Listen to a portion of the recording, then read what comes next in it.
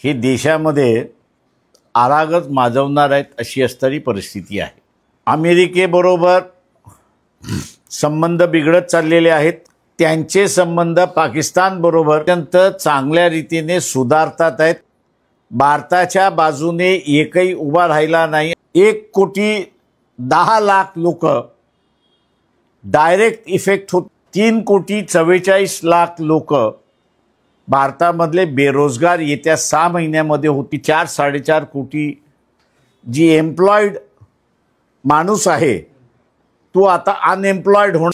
मोदीचा ego जपायचा की देशाला जपायचा? मोदीचा ego जो अमेरिकेबरोबर प्रकाश आंबेडकरांची दूरदृष्टी प्रत्येक वेळेस खरी सिद्ध झाली। मोदीचा इगो अमेरिकेबरोबर लढतोय। मोदी आणि ट्रम्प बद्दल हे बोलायचं धाडस फक्त प्रकाश आंबेडकरच करू शकतात। डोनाल्ड ट्रम्प कडून अमेरिका काय करू शकते याबद्दल प्रकाश आंबेडकर जे बोलले तेच झालं। मोदी मीडियाकडून जे वारंवार सांगण्यात येतं आणि पसरवण्यात येतं की मोदीने ट्रम्पची जिरवली, याबद्दल बोलताना प्रकाश आंबेडकरांनी सर्व खुलासा केला। अमेरिकेबरोबर संबंध बिघडल्यामुळे काय परिस्थिती होईल याबद्दल प्रकाश आंबेडकरांनी सविस्तर माहिती दिली। भारताच्या बाजूने एकही जण उभा राहिला नाही। ट्रम्पने भारताला 50% टॅरिफ बसवला। अमेरिकेशी संबंध बिघडल्यामुळे भारतीय बेरोजगार होतील। देश महत्वाचा का मोदीचा अहंकार? आर्थिक दृष्टी इतका अभ्यास करणे आणि आंबेडकरांची दूरदृष्टी ही प्रत्येक वेळी सिद्ध झाली। अमेरिकेचे अध्यक्ष डोनाल्ड ट्रम्प यांनी H-1B व्हिसा धारकांबाबत मोठा निर्णय घेतला। यानुसार आता प्रत्येक नवीन H-1B व्हिसा अर्जदाराला अमेरिकेच्या सरकारला वार्षिक शुल्क म्हणून $1,00,000 अमेरिकन म्हणजे 88 लाख रुपये द्यावे लागतात। पंतप्रधान नरेंद्र मोदी यांचं आर्थिक आणि परदेशी धोरण हे देशामध्ये आरागच माजवणार आहेत अशी असणारी परिस्थिती आहे। या धोरणाला बाबासाहेबांच्या शब्दामध्ये जर मांडायचं असेल तर economic foreign policy prime minister Narendra Modi यांची जी आहे ती ग्रॅमर ऑफ एनार्की आहे अशी परिस्थिती आहे।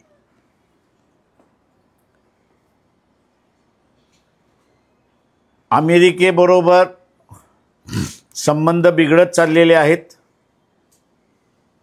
आणि दुसऱ्या बाजूला रशिया की ज्यांचं आपण असणारं तेल विकतो आहोत आणि त्याच्यातून नफा येतोय अशी परिस्थिती आहे। त्यांचे संबंध पाकिस्तानबरोबर चायनाबरोबर अत्यंत चांगल्या रीतीने सुधारतात आहेत अशी असणारी परिस्थिती आहे। सिंदूरच्या कॉन्फ्लिक्टमध्ये भारताच्या बाजूने एकही उभा राहिला नाही अशी असणारी परिस्थिती आहे। पण पाकिस्तानच्या बाजूने ज्यांच्याकडून राफेल आपण घेतले, फ्रेंचही त्यांच्या बाजूने उभे राहिले, इंग्लंडही त्यांच्या बाजूने उभं राहिलं, USA त्यांच्या बाजूने उभं राहिलं अशी असणारी परिस्थिती आहे। पंतप्रधान नरेंद्र मोदी यांनी स्वतःच्या इगोला महत्त्व दिला आणि देशाच्या हिताकडे दुर्लक्षित केलं अशी असणारी परिस्थिती आहे। रशियाचं तेल स्वस्त्यामध्ये घेऊन विकणं आणि अमेरिकेबरोबरचा असणारा व्यापार या सगळ्या ह्याच्यामध्ये योग्य काही आहे ती लोकांनी भूमिका घ्यावी। आम्ही फक्त त्याच्यामधला असणारा गाभा जो आहे, अर्थव्यवस्थेचा गाभा जो आहे तो गाभा आम्ही आपल्यासमोर या ठिकाणी असणारा मांडतो आहोत। रशियाचं क्रूड ऑइल विकल्यामुळे भारताला नफा झाला का? तर निश्चितपणे नफा झाला, याच्यामध्ये दुमत नाही।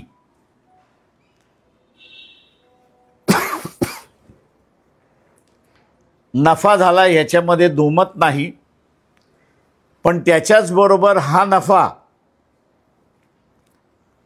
शासनाच्या तिजोरीमध्ये गेला।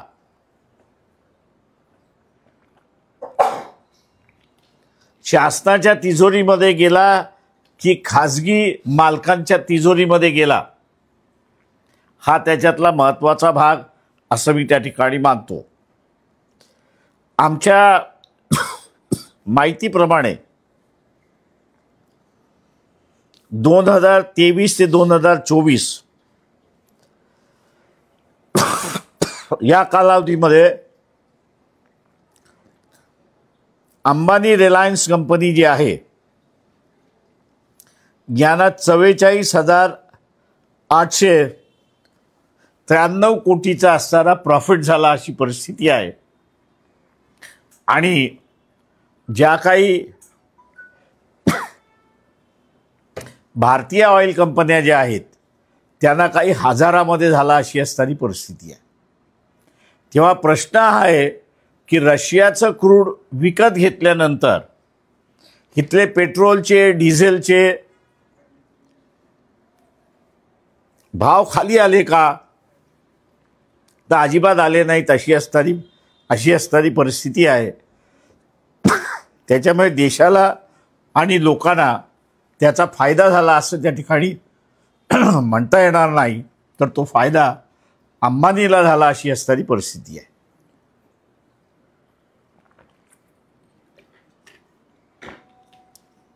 दुसऱ्या बाजूस आपण असं पाहिलं तर अमेरिकेबरोबरचे व्यवहार खराब झाल्यामुळे भारतावरती 50% टॅरिफ त्या ठिकाणी बसवलेली आहे. अमेरिकेबरोबरचे असणारे जे काही आपले व्यवहार आहेत ते टेक्स्टाईलमधले आहेत, जेमन ज्वेलरीमधले आहेत, इलेक्ट्रॉनिकमधले आहेत, फार्मास्युटिकलमधले आहेत, इंजिनिअरिंग गुड्समधले आहेत, पेट्रोलमध्ये आहेत आणि इतर आहेत.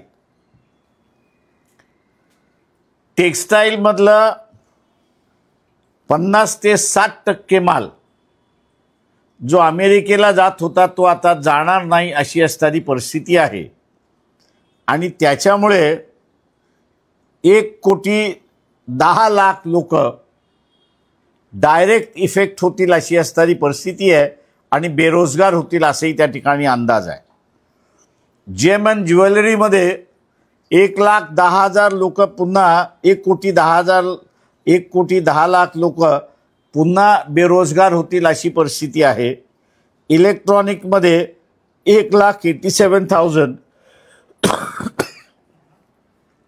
फार्मास्युटिकलमध्ये 1,62,000, इंजिनिअरिंगमध्ये 10 लाखाच्या वरती आहेत आणि इतर ठिकाणी जे आहेत ते 21 लाखाच्या आसपास आहेत. एकंदरीत अमेरिकेबरोबर 50% टॅरिफ लावल्यामुळे भारताचा माल अमेरिकेत न गेल्यामुळे 3,44,00,000 लोक भारतामधले बेरोजगार येत्या 6 महिन्यामध्ये होतील अशी परिस्थिती त्या ठिकाणी दिसते.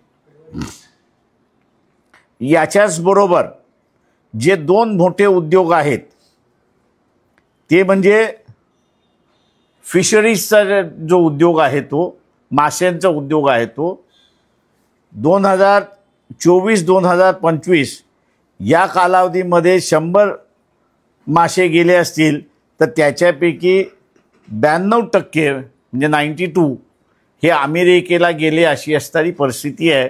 त्याच्यामुळे 50% टॅरिफमुळे आता आपला मासाही अमेरिकेला जाणार नाही अशी असणारी परिस्थिती आहे. दुसरं जे आहे ते चर्म उद्योग आहे. चर्म उद्योगामधला असणारा 50% आपला माल जो आहे तो अमेरिकेला जातो. टॅरिफमुळे आता 50%ही त्या ठिकाणी जाणार नाहीत अशी असणारी परिस्थिती आहे. आणि म्हणून या 2 सेक्टरमधलं मी जी आकडेवारी सांगितली आहे त्याच्यामध्ये ती नाही आहे, तर ती ॲड केली तर एकंदरीत ज्याला आपल्याला म्हणता येईल की 4-4.5 कोटी जी एम्प्लॉईड माणूस आहे तो आता अनएम्प्लॉयड होणार अशी असणारी परिस्थिती आहे. आणि हे एवढ्याचसाठी की मोदींचा इगो कुठेतरी हर्ट झाला अशी असणारी परिस्थिती आहे. आणि म्हणून मी असं म्हणेन की देशवासियांनाच आता निर्णय घ्यावा लागेल की मोदीचा इगो जपायचा की देशाला जपायचा हा त्याच्यातला असणारा महत्त्वाचा भाग आहे. मोदीचा इगो जपायचा असेल तर ही बेरोजगारी अजून वाढेल.